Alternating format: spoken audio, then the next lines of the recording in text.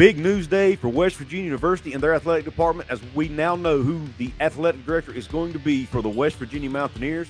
We also know the future, or at least the short-term future, of head football coach Neal Brown. So pull up a chair, sit back, relax, and let's talk about it.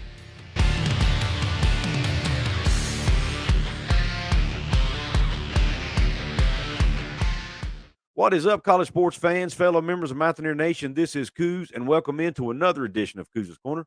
So pull that chair up, and let me serve you up this shot of top-shelf college football content on tap in today's episode.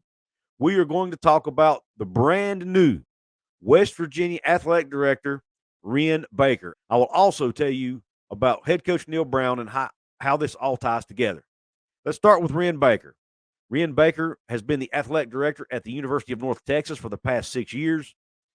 While at North Texas, he has really done a great job there, bringing their athletic department up in almost every sport across the board. They are competing for championships in almost every sport, from what I've seen from fans on Twitter. The North Texas fans are really upset that he's leaving. They kind of expected him to leave at some point because they knew he would eventually get a Power 5 job, but they're all saying, for the most part that I've seen anyway, they hate to see him go. To me, as a West Virginia fan looking at what their fans think, I think that's a good thing. Seems to be very well liked amongst the North Texas fan base. He's a star fundraiser. Not only has he done well at fundraising and breaking fundraising records while the AD at North Texas, in his previous stops, whether he was the AD for Division II schools or whether he was Deputy AD at Missouri or Deputy AD at Memphis, he has done fantastic work fundraising and raising money for the respective programs he served and worked under, and he's a superstar. He is an up-and-coming superstar in the industry. He worked for none other than Mack Rhoades during his time at Missouri. Mack Rhoades, as we all know, is the current athletic director at Baylor and is extremely well respected across the landscape of college athletics by Baylor fans, by media members, by other ADs and presidents. Just anybody that has anything to do with college athletics, Mack Rhoades is extremely respected. And Wren Baker has been able to learn from Mack Rhoades during their time together at Missouri. Now, and we all know when Shane Lyons was let go, one of the things that Gordon Gee and interim AD Alsop talked about, they weren't doing a good enough job fundraising. They weren't doing good enough job embracing NIL opportunities for West Virginia athletes. They needed to do more to bring more revenue in for the athletic department.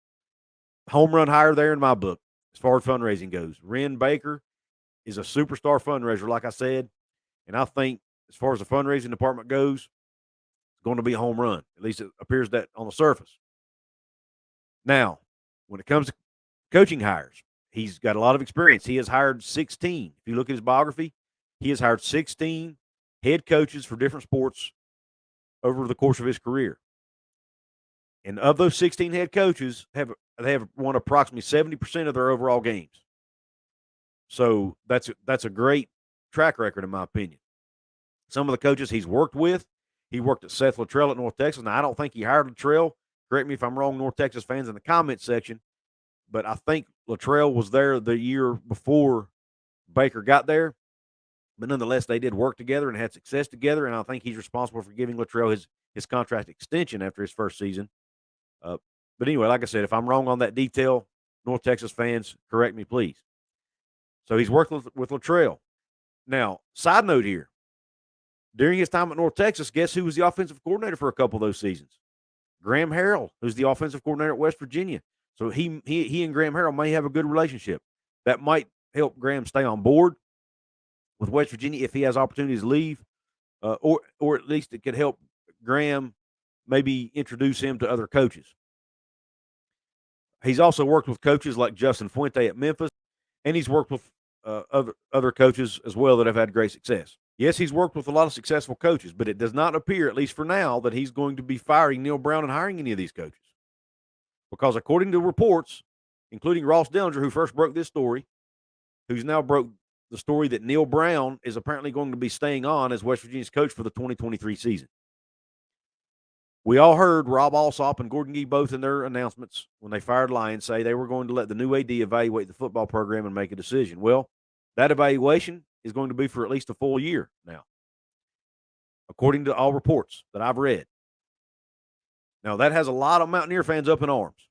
Probably about half the fan base is really mad or upset. Maybe not quite half, but a large percentage of the fan base is mad and upset that Brown is getting to stay, and they think it's a terrible decision. And I get it.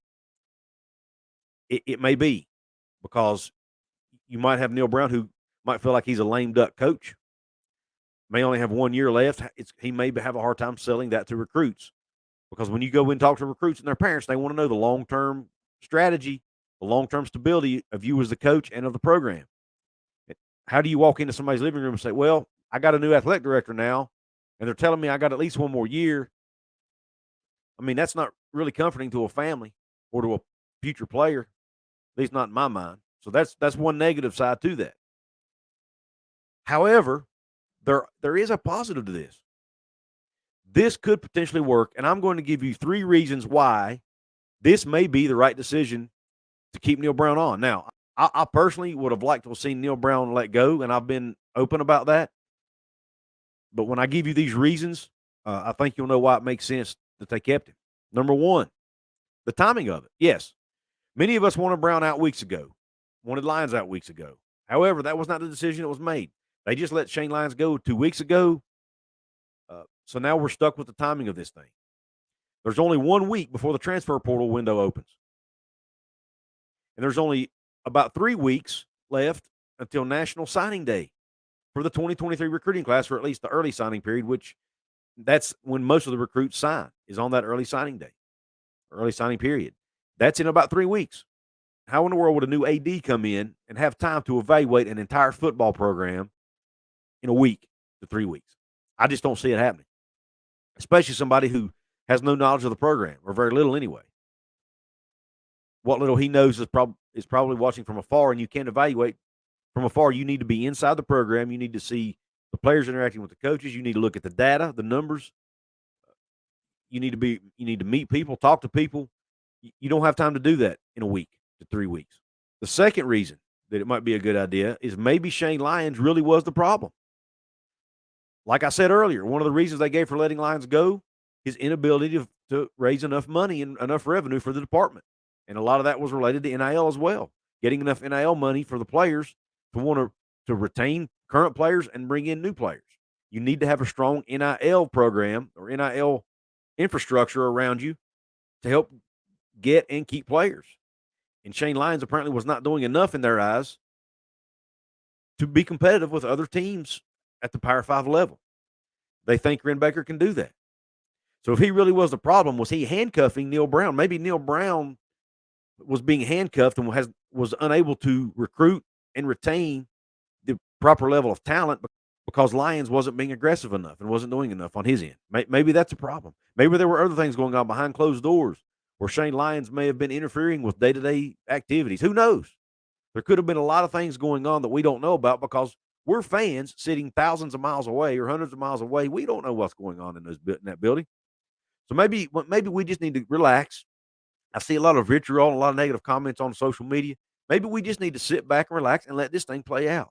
Let this new young AD come in, put his footprint on the athletic department, on the football program, and let him do his thing. This could end up being the best hire in West Virginia history. I know that's probably a stretch, but I mean, let this thing play out. Let's not destroy the guy before he even has a day on the job. Okay? Let's let it play out. See if he and Neal Brown can work good together. See if they can put together a plan. And see if they can get this football program moving in the right direction. Who knows? Maybe the two of them together can do that. He's been able to do it with Seth Luttrell at North Texas. Number 3 reason that keeping Neal Brown may be the right decision. Who were the other options? Yes, there were a lot of us clamoring for Hugh Freeze, including myself. That's not happening now. He's at Auburn. Probably, yes, there's names out there like Deion Sanders. Guys, we got to be realistic here. West Virginia is not getting Deion Sanders. At least I don't think so. We didn't get Luke Fickell. We didn't get Matt Rule.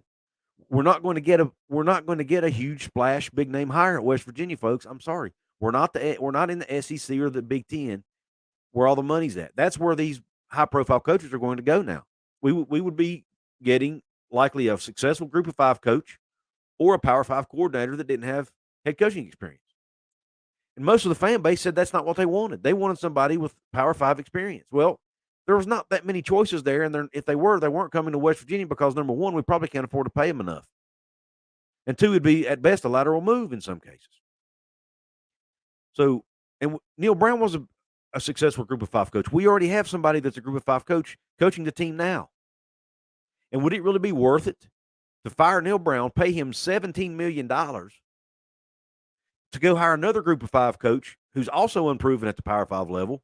You're looking at, what are you looking at, a 50-50 shot that it's a success? Is a 50-50 shot worth $17 million? I don't know that it is after giving it some thought. I really don't. There's really not that many Group of 5 coaches that excite me. Maybe a Jamie Chadwell, but even him, just because he was successful at Coastal Carolina doesn't mean he's going to be successful at West Virginia. So it's a big risk. And if it fails, you may set the program back another 2 to 3 years from where we are now. And right now is not the time to go backwards, folks. We've got to start moving forward. You know, if WVU had been 1-11 or 2-10 in 2022, maybe I'd say, yeah, it's worth the risk. But we were 5-7 with some really close losses, including a game against a number 3 team in the country in TCU. So now I'm not saying I'm satisfied with 5-7. Don't get me wrong, I'm not. And I've been open and vocal that I think Neal Brown needed to go, but he should have been gone weeks ago. If that was if they were going to fire him, they needed to do it weeks ago. Because they didn't, it's too late to do it now. So we've got to live with it. We don't have to be supportive of that decision, but we need to be supportive of this team in 2023. I understand if you want to protest with your money, that's perfectly fine. That's your right. And I respect that decision. But let's not be going on social media bashing the new AD before these guys even had a chance to prove himself.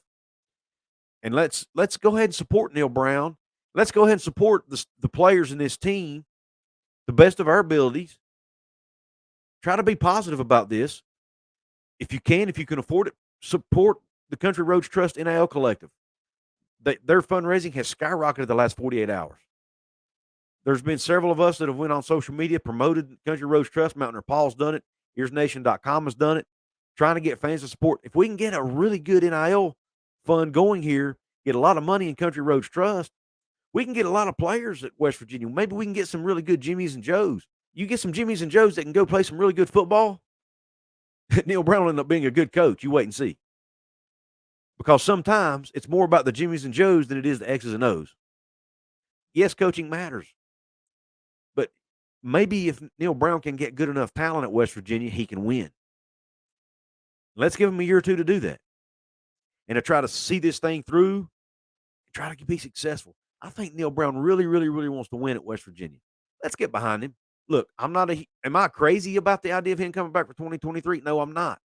Because I know how upset the fan base is going to be over this, and it could cost them money in the long run because of loss of season ticket revenue and things like that. But guys, I'm still going to support the West Virginia Mountaineers. I bleed gold and blue. I'm going to support the West Virginia Mountaineers football program if they're 0-12 or 12-0, no matter who the coach is. Okay. So let's get behind the team. Let's get behind the players. Let's support them. Let's hope they get some really good players out of the portal. Let's hope they're able to retain most of the players on the team now. And let's hope that they can have a really good national signing day, keep the Rodney Gallaghers and some of these other recruits, the Jaheim White, some of these other recruits that are committed. Let's do it, man. Let's get behind this team. Let's support them. Even if you don't like Brown and don't support Brown, let's support the team and the players, okay? Join me in doing that. Cougars Corner family, let me know what you think in the comment section. What do you think about keeping Brown for another year, at least another year, and giving the AD a year to evaluate the program? And what do you think about the new AD hire? Do you think this is a good hire or bad hire? I want to hear your thoughts. Guys, if you want to support my channel financially, you can do that. There's a link at the top of my description box that'll get you right into my merch store. Right now, there's a 15% off sale plus free shipping in my merch store. Yes, you get both of those things. 15% off plus free shipping in my merch store right now through December the 4th. Click the link at the top of the description box. Also, you can join Cougars Corner, become a channel member. And by the way, shout out to a new channel member, Timbo. Timbo, I really appreciate the support for my channel and for you becoming a Cougars Corner channel member. If you want to support me absolutely free and can't do it financially, I totally understand. The free way is also easy. There's 4 of them. Hit the like button. Share this out with your friends. Drop that comment below. And last but not least, press the subscribe button. Help me to get to that 5,000 subscriber mark, which is my next goal. I'd love to do it by the end of the calendar year. It's going to be really tough. I think I can do it, but I need your help. So hit that subscribe button. Help get me to 5,000. I'm on my way to 5K, baby. And with that, I really appreciate you tuning into this episode. And until the next one, Q Country Roads.